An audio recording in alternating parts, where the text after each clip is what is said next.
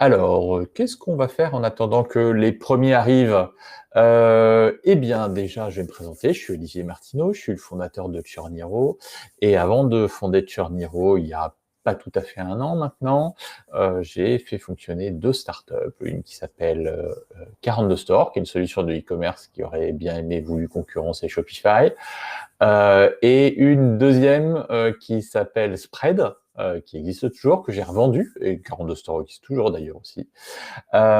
Et de tout ça, en fait, eh ben, j'ai tiré pas mal d'expérience sur le SaaS, et notamment sur un sujet qui m'a vraiment intéressé et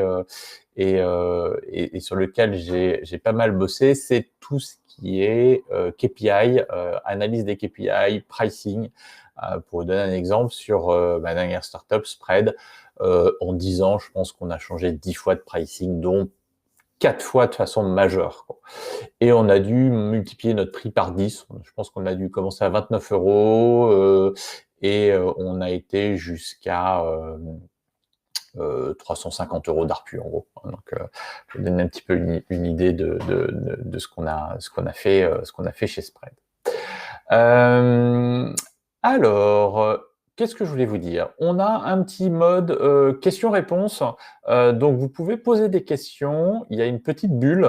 Quand vous posez une petite bulle, les questions sont marquées comme étant des questions. C'est très pratique pour moi parce qu'après, je pourrais répondre à toutes vos questions. Donc, l'idée, c'est d'être très interactif. Donc, n'hésitez pas à me poser des questions. Soit je réponds au fur et à mesure, soit je répondrai de toute façon à la fin. Ça, c'est sûr. Et l'intérêt d'un webinaire, c'est justement qu'on peut poser des questions, sinon c'est pas la peine, autant faire des vidéos. Donc c'est un autre sujet, c'est un autre format, il y aura aussi des vidéos, mais là l'idée c'est de regarder ensemble et puis de répondre à vos questions et d'être le plus interactif possible. Je vais juste préparer mon écran. Il doit être ici. Voilà, j'ai partagé mon écran. Et juste que je le retrouve. Voilà. Donc l'idée de ce webinaire, c'est de voir comment vous pouvez faire évoluer vos tarifs pour augmenter vos revenus. C'est quand même hyper intéressant de comprendre comment est-ce que la construction du tarif va vous permettre de faire augmenter vos revenus, parce que le but du jeu, c'est quand même ça, c'est d'augmenter sa marge, d'augmenter son revenu, de faire en sorte qu'un client soit plus rentable demain qu'aujourd'hui. Donc vous connaissez tous une grille de tarifs assez standard. Donc ça, c'est le résultat d'un webinaire qui s'appelle Construire votre pricing, je crois. C'est le dernier webinaire de la série de 5. Et en fait, l'idée de ce webinaire, c'est de voir justement pourquoi on arrive à des grilles de tarifs comme ça et comment on la construit petit à petit, quelles sont les motivations, et pour bien comprendre la dynamique globale autour du pricing. Donc, bon, j'imagine que là-dedans, il n'y a absolument rien du tout qui va vous étonner, mais on va regarder ensemble et rentrer dans le détail sur quelles sont les possibilités de jouer et de travailler pour atteindre notre objectif. Alors justement, on parle d'objectif. C'est quoi notre objectif? Alors, notre objectif, c'est augmenter notre revenu. Et pour ça, il y a 2 parties. Pour moi, il y a 2 objectifs qui vont être séparés, qu'on va essayer de mesurer de façon séparée. Le premier, c'est faire rentrer les nouveaux clients avec un montant d'abonnement qui va être supérieur à ce que vous avez aujourd'hui. Étape 1. Et étape 2, travailler sur les clients existants et faire en sorte que ces clients eux-mêmes augmentent leur abonnement au fur et à mesure du temps. Alors, pour les nouveaux clients, en fait, l'idée, c'est d'augmenter l'ARPU des nouveaux clients, donc le montant moyen d'un abonnement. Et là, on va réfléchir ensemble comment ça fonctionne. Mais bon, il suffit de mesurer ça et on voit si nos objectifs sont atteints ou pas. Un objectif doit être SMART. Le M, c'est pour mesurable. Donc, il se mesure avec l'ARPU des nouveaux clients. Pour l'ARPU, pour les clients existants, il y a un autre indicateur un peu spécifique qui s'appelle le NRR. C'est pas le MRR, ça n'a rien à voir. Le NRR, c'est le Net Revenue Retention. Les Américains, ils appellent ça Net Dollar Retention.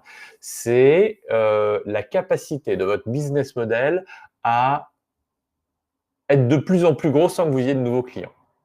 Si on regarde la formule, en fait, c'est l'évolution de votre MRR sur le mois, mais en excluant l'acquisition.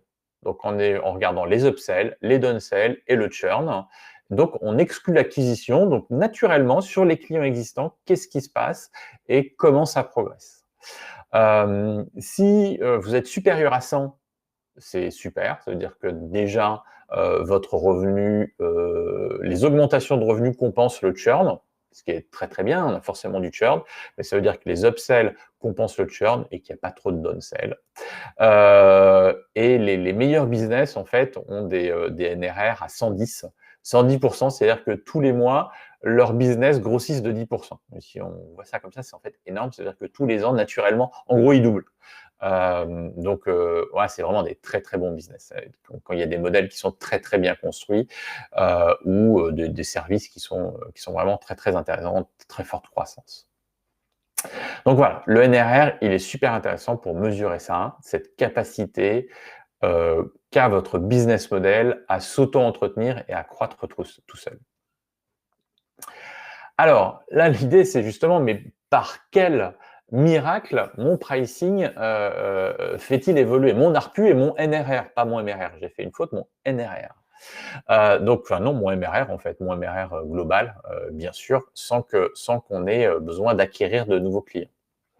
Alors, on va regarder en fait sur un pricing comme celui-là, il y a 3 facteurs qui peuvent rentrer en ligne de compte. Alors, peut même y en avoir plus. Hein. Dans ce modèle-là, il y en a 3. Le premier, c'est d'abord avoir une notion d'évolution par rapport au volume d'utilisateurs. Si dans votre business, les utilisateurs vont aller de façon croissante, soit parce que l'entreprise qui est votre client a de plus en plus de salariés, donc potentiellement de plus en plus d'utilisateurs, soit parce que en fait, votre produit s'étend, l'usage de votre produit s'étend dans l'entreprise et il y a de plus en plus de personnes qui ont envie ou besoin d'utiliser la solution. Donc, il y a plein de choses qui peuvent fonctionner comme ça. Ça peut être des outils comme ça. Enfin, vraiment, vraiment plein de choses. Deuxième facteur d'augmentation des abonnements, ça va être la partie fonctionnalité. Donc, si un client veut une fonctionnalité supplémentaire d'un niveau supérieur, eh bien, il va passer sur un abonnement supérieur et sur un niveau supérieur. Donc ça, c'est aussi assez classique. On essaye de répartir les fonctionnalités. Et on va regarder dans le détail tout ça, bien sûr. Et la troisième façon de faire, c'est le cross-sell. Donc, le cross-sell, c'est proposer à un client existant qui utilise un produit, lui proposer un autre produit. Par exemple, vous avez un logiciel de facturation et vous allez proposer un logiciel de gestion de trésorerie. Les gens qui font de la facturation ont probablement des besoins de suivi de leur trésorerie, mais ils pourraient très bien utiliser votre logiciel de trésorerie sans utiliser votre logiciel de facturation. Voilà. C'est 2 logiciels qui sont différents, qu'on peut connecter ensemble. C'est bien s'ils fonctionnent ensemble, mais en fait, on peut les acheter complètement séparément. Donc ça, c'est quelque chose de très intéressant aussi quand on développe son business. Plutôt des solutions pour les entreprises SaaS un peu matures, mais c'est très très fréquent. Je vous montrerai à la fin plein d'exemples sur tout ça. Alors, si on met un petit peu des chiffres par rapport à ça, donc j'ai utilisé le pricing, la grille de pricing qu'on avait tout à l'heure. Imaginons que là, on a une entreprise qui fait rentrer un utilisateur et tous les ans, il y a un utilisateur supplémentaire qui rentre. Donc, les utilisateurs sont à 99 € par mois. Donc, la première année, il nous fait un MRR de 99 €, etc. Ça augmente, ça augmente. OK, très bien, on a un premier facteur d'augmentation de notre prix. Et ça, c'est déjà bien d'avoir quelque chose comme ça. Deuxième chose, on a le facteur au niveau des fonctionnalités. Donc là, on a des plans différents. on avait un plan premium et un plan business, il me semble. Et bien en fait, on imagine que au bout d'un certain temps, notre client a besoin du plan business parce qu'il veut faire plus de choses avec notre solution. Bah, d'un seul coup, il va utiliser tous les, toutes les fonctionnalités et bah, son prix, son MRR va automatiquement augmenter. Bah là, je crois que dans mon modèle, c'était du simple au double, donc on a doublé le MRR qui correspond. Et puis troisième possibilité, c'est on a un produit supplémentaire, on fait du cross-sell, et dans ce cas-là, ben voilà, on augmente notre panier moyen, notre ARPU client. Ce qui est intéressant du coup, c'est que bah, on partait de 99 € et on arrive à 10 fois plus sur un modèle. Et chacun des leviers fait augmenter la courbe de croissance du revenu que vous allez avoir. Donc voilà, c'est vraiment des facteurs à travailler et à mettre en place par rapport à ça. Alors, Yannick a une petite question, on va passer en mode question. Voilà, je vais l'afficher, je pense, non? Attendez juste un instant. Voilà. J'ai en tête, moi, d'avoir un modèle un peu différent, des abonnements sur un nombre de crédits. Du coup, si l'utilisateur a besoin d'utiliser plus de fonctionnalités, il doit upgrader son compte, soit acheter des crédits supplémentaires. Alors, la notion de crédit, j'en ai pas parlé, c'est une notion de variable, sauf qu'on est sur un stock d'utilisation, donc on est à la consommation. Et c'est vrai que j'en ai pas parlé. Quand on a un mode de facturation à la consommation, ça peut être un mode de relevé de fin de mois, et en fin de mois, on calcule, soit on fait effectivement des crédits. Alors, par exemple, chez Spread, dans ma précédente entreprise, on avait les deux modes qui étaient mixtes. On avait à la fois des choses qui étaient facturées en fin de mois, mais c'était des choses qui ne nous coûtaient pas. Et en fait, on envoyait des SMS, on permettait à nos clients d'envoyer des SMS, et là, c'était des crédits achetés d'avance. Et en fait, pourquoi est-ce qu'on achetait d'avance? Parce que ça coûte cher, les SMS. Donc, on n'avait pas envie de dépenser de l'argent trop d'avance avant que nos clients les aient payés. Alors, cette notion de faudrait voir le business, tout ça, c'est une idée, les crédits, il y a des intérêts, hein. Maintenant, souvent, quand on a des crédits, on a des difficultés à cumuler à la fois du crédit et de l'abonnement. Parce que les gens ne comprennent pas qu'il y ait les deux en même temps. Souvent, c'est un petit peu un souci. Donc voilà. Mais évidemment, ça peut être tout à fait pertinent à voir comment faire. Et d'ailleurs, ça peut être une des variables qui permet de faire en sorte que le revenu augmente lui aussi automatiquement en ayant de la vente sur consommation. On va en reparler tout à l'heure d'ailleurs parce qu'il y a une vraie question sur la facturation à l'utilisateur, mais ce sera un petit peu la conclusion. Alors, la question, le plus gros de la question, c'est comment est-ce qu'on répartit les fonctionnalités dans les plans d'abonnement? Ça, c'est vraiment un exercice assez difficile parce qu'il faut trouver la juste valeur. Alors, d'ailleurs, la vraie question de la valeur, c'est quelle est la valeur délivrée à l'utilisateur? C'est-à-dire que vous ne donnez pas une fonctionnalité, vous donnez, le client, en fait, il achète le résultat de la fonctionnalité. En product management, il y a quelque chose qui s'appelle les outputs et les outcomes. Et c'est ce qui fait la différence entre la fonctionnalité et le résultat. Je vais vous donner un exemple typique. C'est l'exemple dont on parle tout le temps. C'est quand vous achetez une perceuse, en fait, vous achetez pas une perceuse, vous achetez le résultat. Ce que vous voulez, en vrai, pourquoi est-ce que vous achetez une perceuse? C'est pour faire un trou dans le mur. Et en fait, s'il y avait autre chose qu'une perceuse pour faire un trou dans le mur, bah, vous achèteriez peut-être autre chose. Vous n'avez pas spécialement envie d'une perceuse, vous avez envie d'un trou dans le mur. Eh bien, la question de la valeur délivrée, c'est ça, c'est quel est le résultat que vous allez offrir à votre utilisateur, à votre client, grâce à votre outil, à votre fonctionnalité. Et pour ça, en fait, alors il y a plusieurs façons de le faire parce que quand on construit un produit, le problème, c'est qu'on construit des technologies qui sont des fonctionnalités. Et on peut faire tout ce qu'on veut. On va tout le temps revenir sur la fonctionnalité parce qu'en fait, nous, on est focus sur ça. Ce qu'on construit, c'est une fonctionnalité. Mais en vrai, ce que l'on veut construire, ce que l'on veut offrir, c'est du résultat aux utilisateurs. Euh, donc là, c'est intéressant, en fait. Pour moi, on peut aller explorer ça et c'est toujours sain d'aller explorer ça. D'ailleurs, c'est une démarche de product management assez classique. Hein. Là-dessus, il n'y a pas de problème. Mais il y a un vrai sujet là-dessus.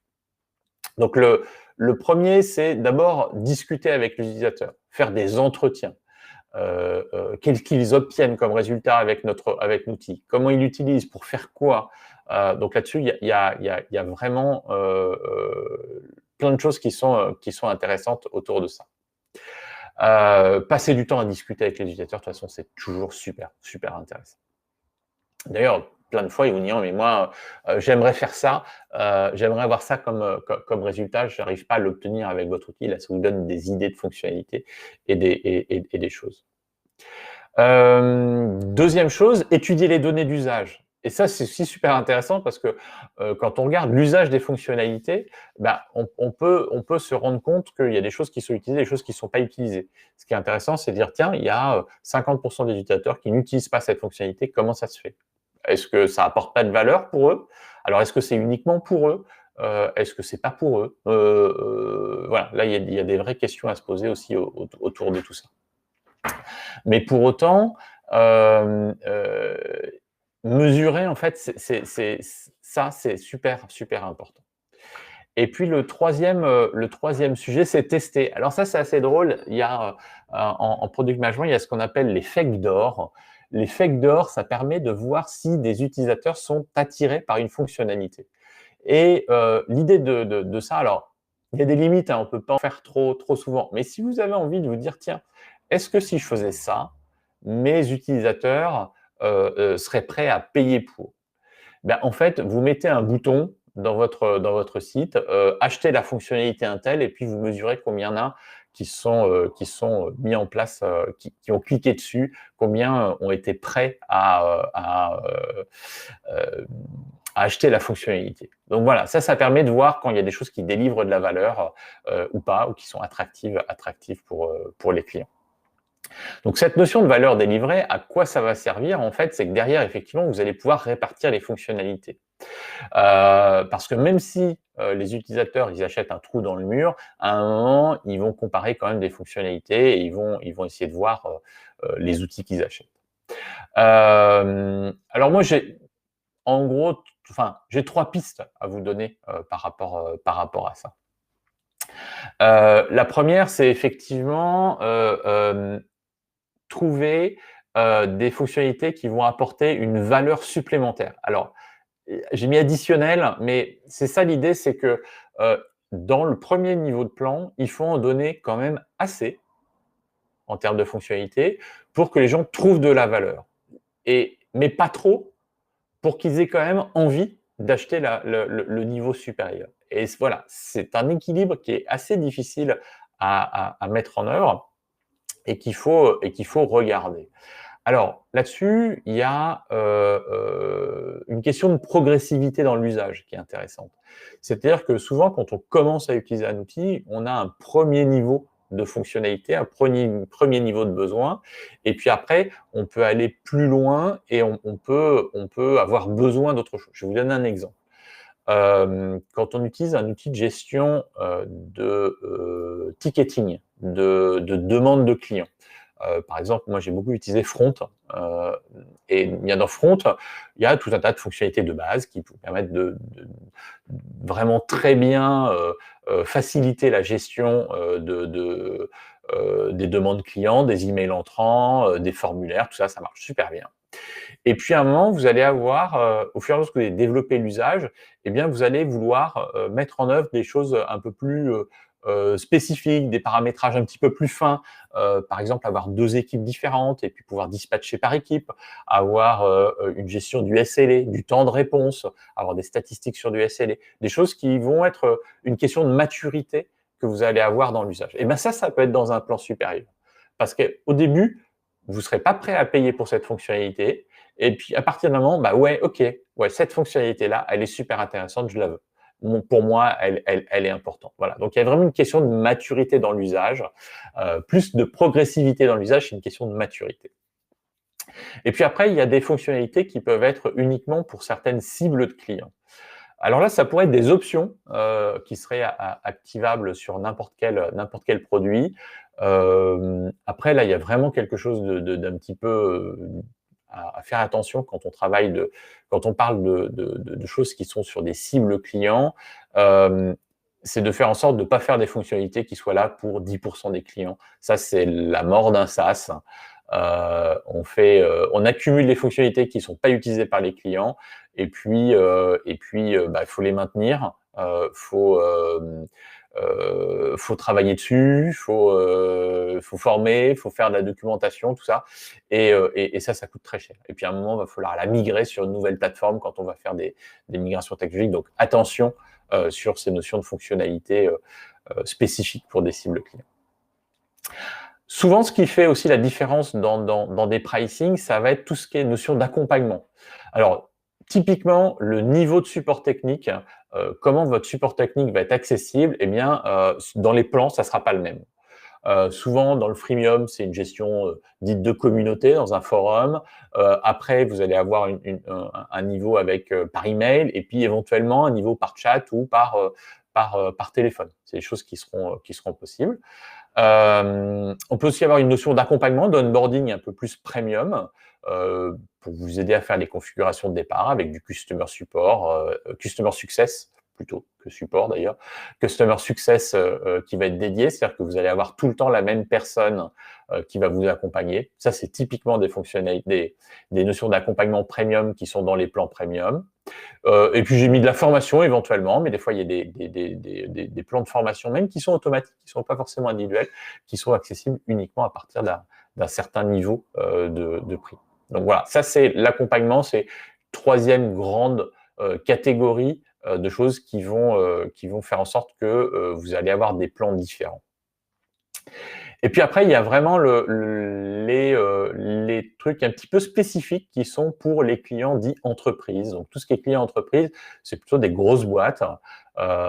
C'est le top de vos clients en termes de taille. C'est pas forcément là où vous allez avoir le plus de volume, mais il y a un revenu qui est intéressant et surtout des exigences du côté client qui vont être plus importantes. Donc une tarification qui va être beaucoup plus élevée. Entre le plan 1, le premier plan et le plan entreprise, il peut y avoir des facteurs 10. Allez voir chez Salesforce ou allez voir les différences de tarifs, c'est assez fou. Souvent, c'est un tarif qui est pas public, qui est plutôt fait à la demande parce qu'il y a aussi souvent des demandes d'adaptation, de paramétrage, d'accompagnement particulier. Mais voilà, là, on a trois choses un peu spécifiques. Il y a tout ce qui est gestion d'utilisateurs avancés, notamment des groupes d'utilisateurs pour avoir des rôles, donc des niveaux d'usage de la plateforme qui sont différents, qui sont liés. Il y a souvent des notions de sécurité. Par exemple du SSO, donc du single sign-on, le fait qu'ils gèrent les utilisateurs dans leur outil à eux et ce qui leur permet de centraliser la gestion des accès, ce qui est quand même super intéressant quand on commence à gérer pas une centaine de personnes, même une centaine de personnes, ça commence à être un petit peu compliqué à gérer. Enfin, il faut faire attention. Et puis après, il y a des notions de personnalisation. Souvent, la possibilité de faire des reporting personnalisés, c'est des choses qui sont intégrées dans les fonctionnalités type entreprise. Donc voilà. Moi, je dis c'est toujours bien d'avoir un plan entreprise avec un truc sur devis, etc. Ça permet d'ouvrir à échange avec des gens qui auraient été intéressés par vous, mais qui se disent ouais, mais en fait, c'est pas assez cher, ça doit être une petite solution, c'est pas fait pour nous. Typiquement, ça arrive très très régulièrement. Donc voilà, ça c'est à tester. Alors, Je voulais vous montrer un petit peu des pricing pour qu'on regarde ensemble quels éléments on retrouve. Donc, je vous ai fait quelques copies d'écran. Là, je suis parti sur Google Workspace, anciennement Google Apps. Et donc là, on voit le prix, il est multiplié quasiment par 4 entre le starter et le business plus. Et en fait, qu'est-ce qu'on a? Alors là, on a des notions de volumétrie intégrée. Par exemple, les visioconférences 100 participants, 150 participants, 500 participants. Des fonctionnalités. Ici, on n'a pas l'enregistrement. Ici, on a l'enregistrement. Voilà. Là, il y a des choses qui sont différentes. Suivi de la participation. Je ne connais pas par cœur le détail des choses, mais voilà. Donc là, on a à la fois une notion de volume intégré dans l'outil et une notion de fonctionnalité. On retrouve ça. Et puis, il y a la même chose sur le niveau d'assistance standard. Ici, on peut payer pour avoir l'assistance avancée. Alors, je ne sais pas ce qu'ils appellent assistance avancée, mais là aussi, puis bon, voilà. Après, vous avez le pricing entreprise, comme je vous en ai parlé tout à l'heure. La grosse machine, on va retrouver exactement la même chose. La grosse machine, c'est un outil qui permet de faire de l'automatisation marketing sur LinkedIn, par email et sur Twitter. Donc là, on a à la fois des fonctionnalités qui sont en plus. Donc voilà, ici, on a une inbox, par exemple. On peut faire de la qualification de lead. On a un assistant pour faire des messages automatiques. Et là, on a des workflows spécifiques et des intégrations avec HubSpot, Pipedrive. Donc, ça, c'est typiquement le genre de choses quand on a une utilisation, on va dire, avancée de l'outil. Ben, en fait, quand on a une utilisation, une maturité, ce que j'ai appelé la maturité tout à l'heure. Quand on a une maturité d'utilisation de l'outil, ben, on va vouloir faire des modèles d'engagement client qui vont être personnalisés. On va vouloir connecter sa CRM dedans pour avoir les informations sur la CRM. Voilà. Même chose, Advanced Support, Priority Support, vous voyez l'idée, et puis une notion de volume intégré ou pas. Yannick dit étrange d'avoir le most popular sur le plan le plus cher. Ouais, c'est pas souvent effectivement, mais alors je sais pas du tout si c'est vrai. Hein. En général, on met most popular sur le plan juste au-dessus de celui qui est vraiment le plus populaire pour inciter les gens à aller dessus. Mais peut-être qu'ils vont mettre un Ultimate Gold, Premium, Platinum, je sais pas, derrière, ils ont peut-être un truc en tête. Voilà. Alors Notion, même chose, rien d'extraordinaire. On a une notion de volume. Alors là, c'est sur l'historique des pages.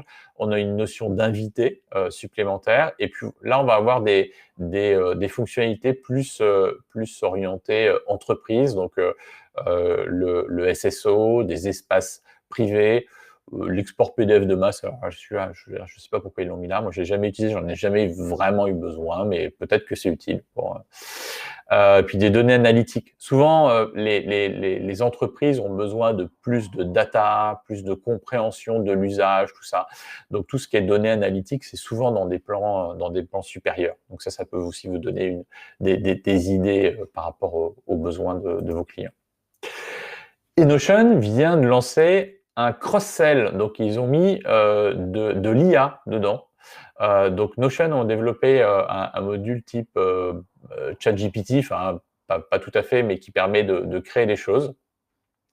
Et là, c'est un vrai upsell, c'est 8 euros par mois. Donc, en fait, ils doublent le prix plus. Donc, c'est quand même un petit peu costaud. Il faut être un gros utilisateur d'IA pour travailler avec ça. Moi, j'ai pas pris l'abonnement. Je suis un grand fan de Notion, mais j'ai pas pris l'abonnement. Alors, Front, je vous en ai parlé tout à l'heure. Donc, c'est la solution qui permet de gérer les échanges avec les clients. Eux, ils ont segmenté donc Small Team et puis Most Businesses. Je vous montre après. Normalement, quand on arrive d'abord sur Most Businesses. Mais là, il y a un petit truc un petit peu original. C'est qu'on a une limite en termes de nombre de sites d'utilisateurs qu'on peut prendre.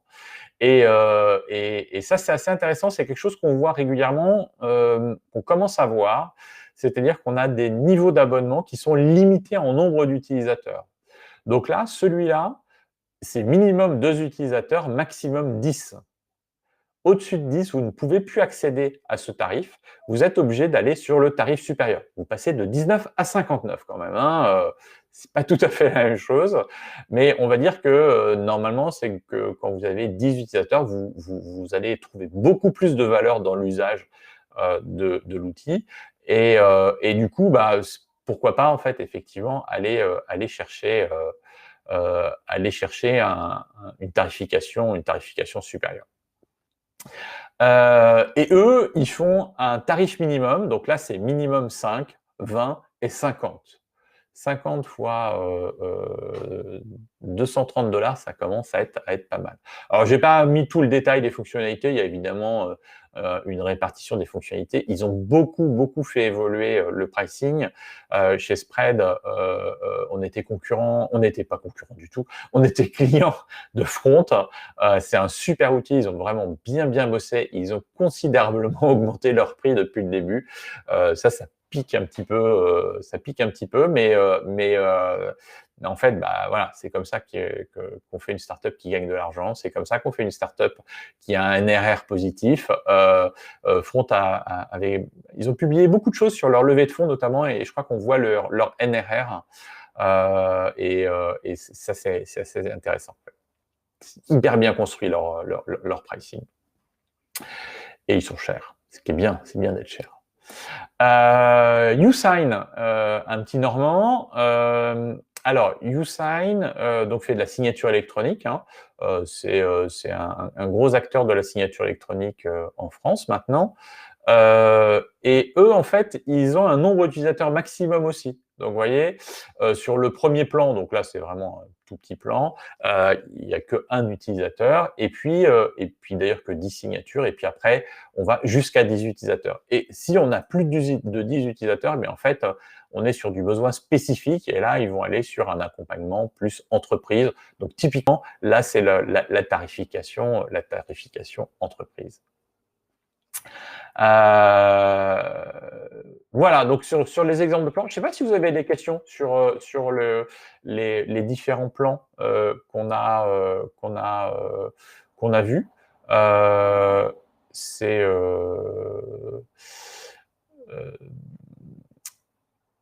voilà. Alors attends, petite question de Yannick. Peut-être prévu pour la fin de la présentation des exemples de retours sur des entreprises qui ont bien mal. Alors non, ça c'est assez difficile. J'ai pas de retour là-dessus. J'avais un exemple. En fait, sur le webinaire de demain, je vais vous faire des simulations pour vous montrer le fonctionnement. Mais en fait, sur une évolution de pricing, ce qui est assez intéressant, en fait, c'est que on va forcément perdre des clients.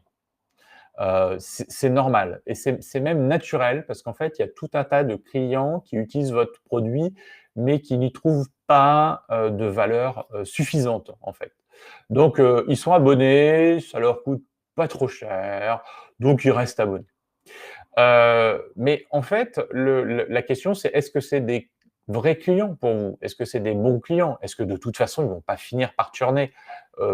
Ouais, probablement, en fait. Ils vont très probablement finir par churner. Mais en fait, si vous augmentez votre prix, bah, le sujet, c'est de dire, OK, je vais perdre un client qui était un petit client qui aurait fini par churner, mais en fait, les clients à qui j'apporte beaucoup de valeur, eux, ils sont en mesure de payer plus, ils sont OK pour payer plus, pour payer 2 fois plus cher peut-être, enfin, pour payer vraiment plus cher, parce que vous êtes planté au début quand vous avez fait votre pricing. Et typiquement, quand vous faites votre pricing, eh ben, en fait, on n'est jamais assez cher au début, donc il faut toujours, à un moment ou à un autre, augmenter son prix. C'est normal. On ne peut pas faire autrement. On ne peut pas faire autrement si on veut être rentable. Donc, de toute façon, qu'est-ce que ça veut dire être bien accepté, mal accepté? En fait, il y aura toujours des gens qui ne vont pas accepter les nouveaux prix.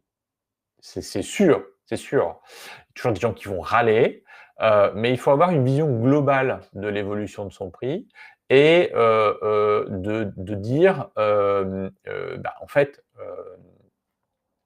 c'est pas grave. Si l'outil vous plaît plus, vous restez au tarif là pendant 3 mois et puis après vous trouvez une autre solution si vous en trouvez une au prix. Parce que souvent, on est bien placé par rapport à la concurrence, on n'est pas complètement délirant. Donc voilà. Alors, si je repars sur le début, je vous ai parlé, il y a 2 parties à travailler en fait, hein. Il y a la partie sur les nouveaux clients et la partie sur les clients existants. Donc sur les nouveaux clients, ça n'a aucun impact. Vous n'aurez jamais de clients qui n'accepteront pas le nouveau prix parce que ça se défend très bien. Vous dites en fait, bah oui, ok, avant c'était 100, maintenant c'est 200. Mais en fait, c'est parce que 100, vous avez 2 ans qu'on était à 100 euros, mais nos fonctionnalités ont considérablement évolué et ça a beaucoup plus de valeur. Donc maintenant, on est à 200. Voilà, c'est le jeu. Pour les clients existants, on peut avoir le même discours. Eux, ils vont avoir évidemment beaucoup plus de mal. Ça va vraiment dépendre de la valeur qu'ils vont retrouver dans le produit. Alors, il y a quelque chose qui se fait de temps en temps, c'est la clause du grand-père. C'est-à-dire que les clients existants, on ne va pas les changer, on ne va pas les mettre sur le nouveau prix. Donc ça, c'est une vraie question de est-ce qu'on va faire évoluer le prix des clients existants ou pas. Là-dessus, il y a plusieurs possibilités, il y a plein de stratégies possibles. Moi, je vais vous en citer 3. Une, on ne change pas l'utilisateur existant, mais on ne fait plus évoluer ses fonctionnalités. C'est-à-dire qu'il reste sur un plan qui est de côté et il n'a pas accès aux nouvelles fonctionnalités. Et du coup, s'il veut passer sur les nouvelles fonctionnalités, en fait, il va passer sur le nouvel abonnement qui est plus cher. Ça se fait assez facilement. Le client peut râler un peu, mais en fait, bon, il a quand même toujours ce sur quoi il s'est abonné. Deuxième possibilité, c'est faire évoluer les clients sur les nouvelles fonctionnalités. Ça, c'est pas toujours super, mais des fois, quand on a des vieux plans qui traînent, des vieux modèles d'abonnement où on a 1 ou 2 clients, on finit par l'arrêter parce que ça devient compliqué à gérer et puis c'est pas super et pas très intéressant. Ensuite, on a la partie, comment dire, la partie où on va faire évoluer le prix de l'utilisateur. Et là, on va en perdre, c'est clair. On va en perdre, mais c'est pas très grave, c'est pas forcément grave. Et d'ailleurs, on peut aussi tourner ça de façon, j'allais dire assez plaisante. C'est un peu pas tout à fait ça en fait, mais bon, on peut aussi dire voilà, vous êtes un client fidèle, on vous laisse au prix actuel pendant 6 mois et dans 6 mois seulement ça augmentera. Donc en fait, on vous fait un geste commercial et bon, globalement, ils restent sur l'abonnement actuel pendant 6 ans et puis à la fin, ils finissent par migrer. Donc ça, c'est une bonne façon de gérer. Oui, Yannick, effectivement, il y a un gros débat en ce moment sur Bubble parce qu'il change la facturation. Alors, j'ai pas regardé comment facturer Bubble, mais effectivement, ça me semble un petit peu compliqué, pas très très bien lisible. Voilà. Mais là, peut-être que leur pricing a un défaut. C'est pas toujours facile. Leur pricing avant était assez lisible, assez compréhensible, et là ils sont partis quelque chose d'un petit peu plus compliqué. Bon, je ne suis pas rentré dans le détail, mais je sais que WeWeb, qui est un concurrent à Bubble, a récupéré pas mal d'utilisateurs grâce à ça. C'est assez marrant.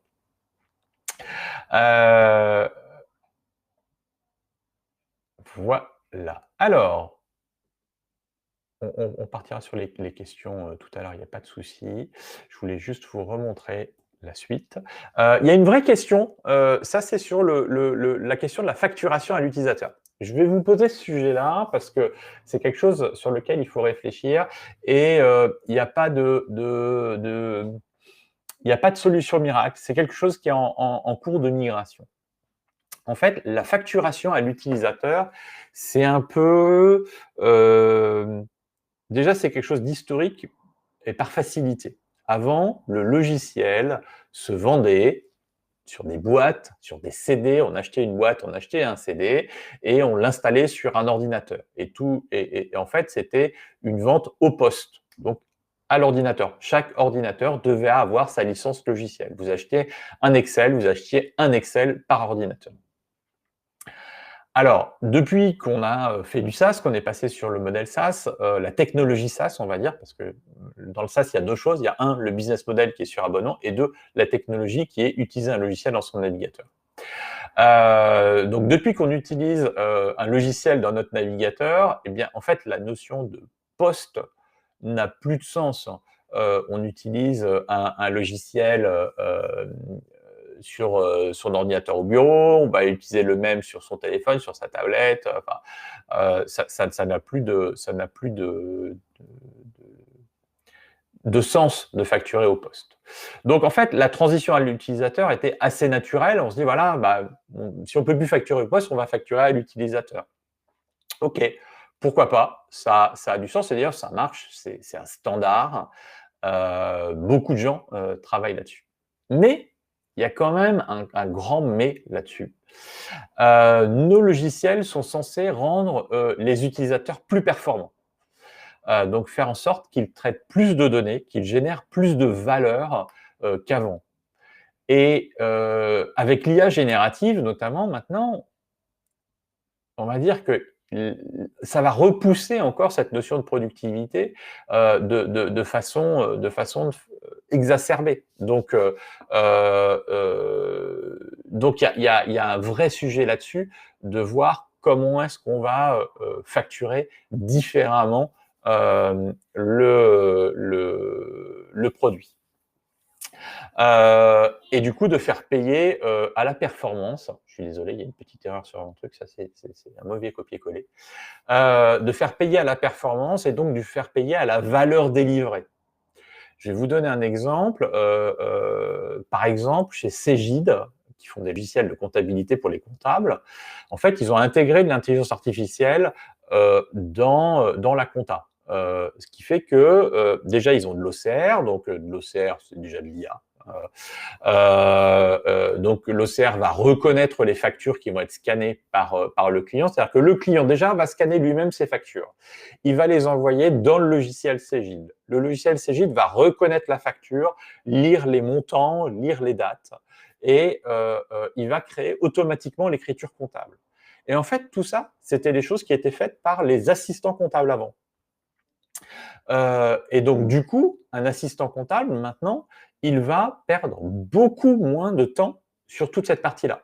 Donc, le même utilisateur, en fait, va être beaucoup plus productif. Donc, du coup, la facturation à l'utilisateur n'a plus de sens parce que plus Cegid va être performant, plus il va reconnaître directement les écritures comptables, moins il y aura besoin de postes. Donc c'est pas logique, c'est-à-dire qu'on produit quelque chose qui est de plus en plus performant et on a de moins en moins de résultats. On a de moins en moins de revenus. Donc là, il y a une vraie question. Alors, l'idée, ça pourrait être d'augmenter le prix du logiciel ou alors de faire en sorte qu'effectivement, on fasse coller la tarification du logiciel avec le résultat obtenu. Et du coup, par exemple, dans le cas de Cegid, c'est à la facture intégrée, faire en sorte que ça gère directement le résultat et qu'on facture le résultat et non plus l'utilisation. Donc ça, c'est un vrai sujet. C'est pas facile à faire prendre en compte par les utilisateurs. Par exemple, alors c'était il y a un moment, mais moi sur ma première startup, 42 Store, on avait, d'ailleurs chez Spread aussi, on avait mis en place ça. Souvent, les utilisateurs sont d'accord au début parce qu'ils n'ont pas beaucoup d'utilisation, ils n'ont pas beaucoup de résultats. Et puis quand ils commencent à avoir beaucoup de résultats, en fait, ils disent ah ben non, là, je voudrais quelque chose de forfaitaire, tout ça. Donc voilà, c'est un petit peu difficile. Il faut arriver à tenir le truc, mais ça va être une évolution du pricing dans les années à venir qui va être assez évidente et où on va vraiment aller vers ça. Alors, quand je parle de ça, il faut faire la différence entre tout ce qui est facturation à la consommation, où, par exemple, je sais pas, vous prenez des services chez AWS, vous allez être facturé à l'heure de serveur, à l'exécution de votre fonction, au gigaoctet de données. Donc là, c'est plus des notions de consommation, mais c'est pas tellement des notions de résultats obtenus à la fin. Enfin, pour moi, pas tout à fait. Bon, Ça se discute, hein, mais pour moi, c'est pas tout à fait, la même chose. Je ne sais pas si vous aviez des questions sur cette notion, de facturation autrement qu'à l'utilisateur, si c'est un sujet pour vous, si vous avez des questions, n'hésitez pas. On peut retrouver des petites questions encore. Non, bah, aujourd'hui, vous n'êtes pas très bavard sur les questions, mais tant mieux, c'est bien. Voilà, j'avais même mis Q&A pour pas oublier de prendre un temps pour les questions. Heu, donc si vous voulez avancer sur le sujet, je peux vous aider en fait, de 2 façons. D'abord avec Churniro, qui est, un logiciel qui permet, d'analyser les KPI, et puis de surtout les surveiller et vous lever des alertes et vous apporter de la sérénité. C'est vraiment l'objectif. Et si vous avez besoin de consulting aussi sur le pricing, sur aussi comment nettoyer ces données, souvent on a des problématiques de données, en amont, sur la facturation. Donc là, je peux grandement vous aider. Je fais un petit peu de consulting sur le sujet, donc n'hésitez pas à me demander. Demain, on a un nouveau webinar et là, ce webinaire-là, c'est les 4 leviers pour améliorer le ratio LTV sur CAC. Alors déjà, si vous ne savez pas ce que c'est le ratio LTV sur CAC, je vais vous en reparler rapidement, mais c'est vraiment ce qui drive la rentabilité de votre SaaS. Et puis, ce webinaire, en fait, c'est vraiment une feuille de route. Je pense qu'on va en faire un petit guide, un petit livre blanc après, parce que c'est vraiment un truc activable, actionnable, qui va vous donner des pistes sur ces 4 axes. Donc, je crois qu'il y a 12 sujets à traiter, 3 par levier, et ça va être vraiment très, très bien. Donc n'hésitez pas, sinon il sera disponible en replay, il n'y a pas de souci. Donc voilà, mes petites coordonnées, vous allez recevoir le replay de ce webinaire dès que je vais avoir fini. Et puis sinon, vous aurez aussi la présentation dans l'email que vous allez recevoir. Donc bah, n'hésitez pas, si vous avez des questions, je suis encore là. Merci Yannick, et puis à demain. Bonne fin de journée à tous. À bientôt. Au revoir.